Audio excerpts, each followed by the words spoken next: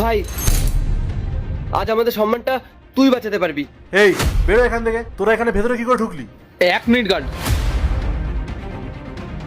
রাজু, বৌদি, তোমরা এত ঘাবড়ে আছো কেন? আকাশ, আজ আমি একটা বড় বিপদে পড়েছি, আমাদের সাহায্যটা কি করতে পারবি? আরে তুই এমন ভাবে বলছিস কেন? বল কি হয়েছে? ভাই, এই পুরো টাকাটা কি আমাকে দেওয়া সম্ভব? স্যার, এরা না চোর, এদের একটা কথা বিশ্বাস করবেন না। Shut up! ওদের চেহারায় কি কোথাও লেখা আছে নাকি যে ওরা চোর? ওরা আমার কাছের মানুষ। ওদেরকে সম্মান দিয়ে কথা বলতে শেখো। তোমাকে রাখা হয়েছে এখানে নিরাপত্তার জন্য, মানুষকে অপমান করার জন্য না। যতক্ষণ না প্রমাণিত হচ্ছে ওনারা চোর, ততক্ষণ কেউ ওনার দিকে আঙুল তুলবে না। এটা আমার অফিস, আমার নিয়ম। যাও, নিজের ডিউটিতে যাও। রাজু, বৌদি, অনেকদিন পরে দেখা, কিন্তু হঠাৎ তোরা টাকার কথা বলছিস কেন? কিছুই বুঝতে পারছি না। আজ আমাদের সাহায্য কর, তার বদলে তুই যা চাস। কি গো, এটা দাও।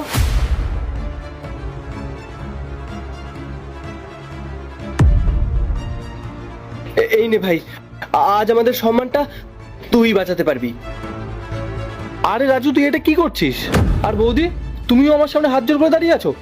আরে আমি তোর বন্ধুর চেয়েও বেশি, আমি তোর ভাই। আর বৌদি, তুমি ওর কথায় এসে আমার সামনে এই ভেবে দাঁড়ালে? আচ্ছা, তোরা একটু শান্ত হয়ে বস, তারপর আমাকে খুলে বল যে কি হয়েছে। ভাই প্লিজ বস, আর বৌদিকেও বসা।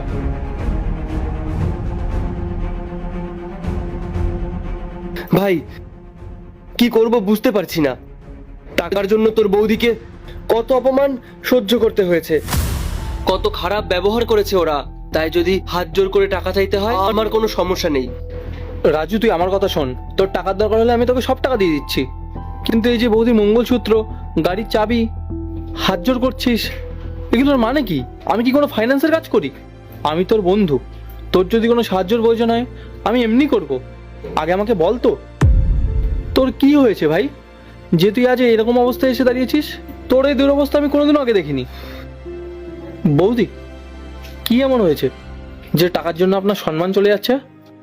কিছু তো বল তোরা। আকাশ, তুই তো জানিস কয়েক মাস আগে বাবা পৃথিবী ছেড়ে চলে গেছে, আর আমার কাজকর্ম ঠিকঠাক চলছে না।